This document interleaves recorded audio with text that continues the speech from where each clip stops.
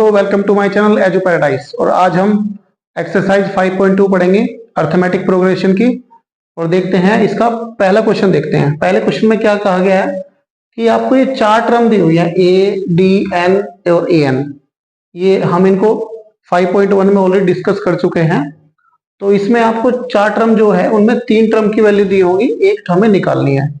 ठीक है, तो इसमें पहले क्वेश्चन में ए की वैल्यू 7 दी हुई है, डी की वैल्यू 3, एन की वैल्यू 8 की वैल्यू पता करनी है। तो देखते हैं क्या है।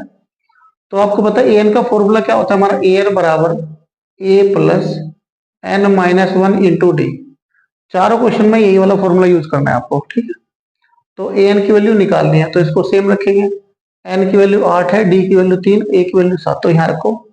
ए की वैल्यू 7 है तो 7 प्लस एन की वैल्यू 8 है तो 8 माइनस 1 सेम है, डी की वैल्यू है हमारी 3 तो 7 प्लस 8 में से 1 गया, 7 बचा, 7 3 जा 21, तो 21 प्लस 7 हो गया 28। तो ए एन की वैल्यू यहां से हमारी आ गई 28। तो पहला क्वेश्चन सोल्व होगा तो ये आ गया 28 हमारा। ठीक है, समझ आया। इसके बाद क्वेश्चन नंबर इसमें सेकंड पार्ट देखेंगे इसका। ए की वैल्यू दी हुई है, डी निकालना है इसमें हमें, एन की वैल्यू दी है और ए एन की वैल्यू दी है हमें। तो सेम फॉर्मूला यूज करना है हमें। तो ए एन बराबर A plus N minus 1 into D, same formula है। ए एन हमें 0 दिया हुआ है तो 0 के यहाँ पर बराबर।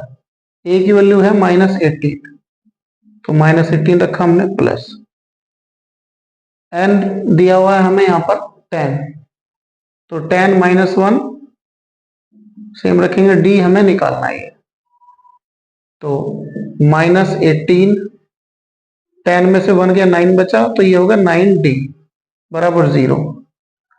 तो 9d की वैल्यू ऐसे रखेंगे, ये -18 उधर जाएगा तो प्लस का 18 बन जाएगा और d की वैल्यू यहां तक हमारी आ जाएगी, d बराबर हो जाएगा 18 डिवाइड बाय 9, तो d की वैल्यू आ गई 2 हमारी। तो सेकंड क्वेश्चन सेकंड पार्ट का हमें आंसर मिल गया 2। एक बार इसको देखेंगे, इसको मिटाते एक बार हम।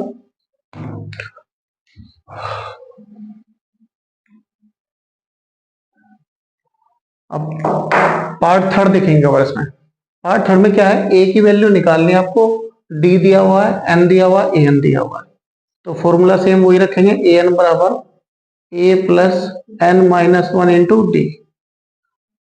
ए एन की वैल्यू दी है हमारी -5 इक्वल टू ए की वैल्यू दी है हमें, निकालनी है वो हमें, प्लस एन की वैल्यू 18 है तो 18 माइनस 1 और डी की वैल्यू दी है हमें -3 तो ये -5 ऐसे ही, ए प्लस 18 माइनस 1 गया 17 और 17 3 जा हो गया 51, माइनस का 51 तो ये हो जाएगा हमारा, यहाँ माइनस लिख देंगे, प्लस माइनस माइनस। अच्छा, ए की वैल्यू निकालनी है तो ये -51 उधर जाएगा तो प्लस का 51 हो जाएगा और 51 में से 5 जाएगा कितना बचेगा हमारा, 46 बचेगा प्लस का। तो यहाँ पर ए की वैल्यू आ गई हमारी +46। उसके बाद ये वाला क्वेश्चन देखेंगे, इसको मिटाएंगे।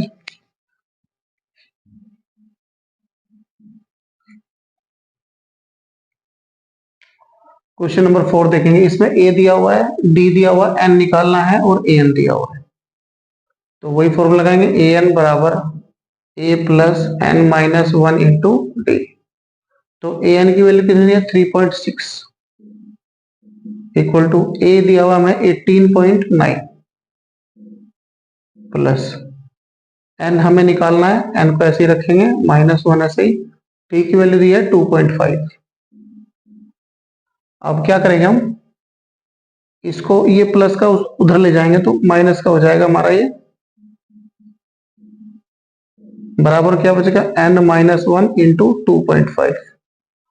तो 18.9 में से 3.6 जाएगा तो कितना बचेगा हमारा, 9 में 6 गया 3 बचा, 0.8 में से 3 गया 5 और ये 15.3 बच गया, equal to n minus 1 into 2.5।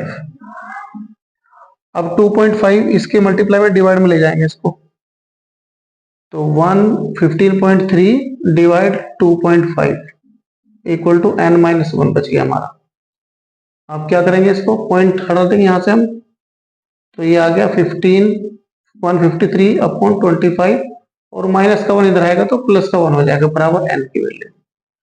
तो इसका एलसीएम ले लेंगे, 25 ही कम 25, 153 25 जोड़ेंगे तो 178 डिवाइड बाय 25, ये आंसर आ जाएगा हमारा।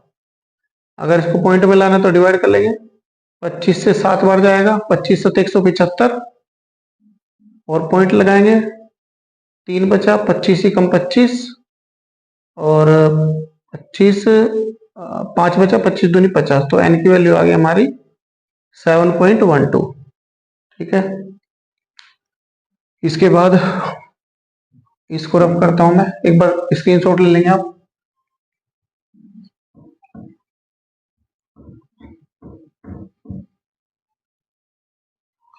इसके बाद ये वाला क्वेश्चन देखेंगे लास्ट 5th नंबर। इसमें a की वैल्यू दी हुई है, d की वैल्यू, n की वैल्यू, an निकालना है इसमें। तो सेम फॉर्मूला यूज करेंगे, an बराबर a plus n minus 1 into D. तो an की वैल्यू हमें कितनी दी है, निकालनी है।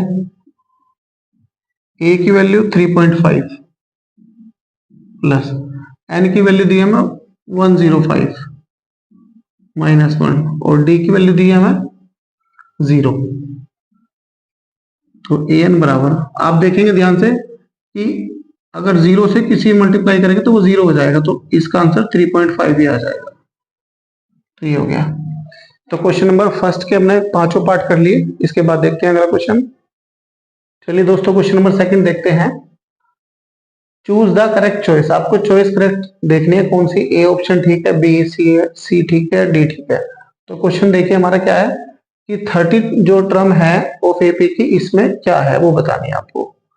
तो यानी A30 निकालना है आपको। A30 बराबर फॉर्मूला होगा हमारा A plus n minus 1 into D, ये फॉर्मूला होता है हमारा। तो A30 यानी n को 30 प्रूव करना है आपको। यानी A कितना दिया है हमारा 10, तो 10 रखेंगे प्लस n दिया हुआ हमारा 30, तो 30 की जगह 30 रखेंगे माइनस 1। डी कितना दिया हुआ, डी निकाल लेंगे यहाँ से हम। डी क्या हो जाएगा, सेकेंड टर्म में से आपको फर्स्ट टर्म माइनस करनी है। 7 में से 10 माइनस करेंगे तो आएगा -3, तो डी की जगह रखेंगे -3। निकाल लेंगे, कितना हो जाएगा 10 प्लस 30 में से 1 जाएगा 29 और 29 से 3 की मल्टीप्लाई करेंगे, 9 तिया 27, 3 दूनी 6 और 2 8 और ये माइनस का आएगा क्योंकि ये माइनस है। तो 10 माइनस प्लस माइनस -87, तो कितना बच गया हमारा माइनस का 77 आंसर आ गया। तो कौन सा ऑप्शन सही हो जाएगा, ऑप्शन नंबर सी। इसके बाद सेकंड पार्ट देखेंगे। चलिए पार्ट सेकंड देखते हैं क्वेश्चन नंबर। इसमें क्या था, 11 term of an AP is -3, 1/2 minus और ये 2। तो देखिए इसमें क्या, पहले ए कितना दिया हुआ है -3, डी निकाल लेंगे यहाँ से। तो सेकंड टर्म में से हम फर्स्ट टर्म को माइनस करेंगे, तो यानी -1/2 ऐसे ही रहेगा हमारा और ये माइनस माइनस प्लस हो जाएगा 3 में से हाफ जाएगा तो कितना बचेगा हमारा 2.5। ठीक है, उसके बाद हमें निकालना है 11 टर्म, यानी A11 निकालनी है आपको। A11 का फॉर्मूला क्या हो जाएगा, A plus n minus 1 into D. तो A कितना दिया हुआ है -3 रखेंगे प्लस n कितना दिया हुआ है हमें 11, तो 11 रखेंगे -1। डी हमने निकाल लिया 2.5, वो भी प्लस का, तो -3 ऐसे ही प्लस 11 में से 1 गया 10 बचा और 10 की मल्टीप्लाई 2.5 में करेंगे हो जाएगा 25।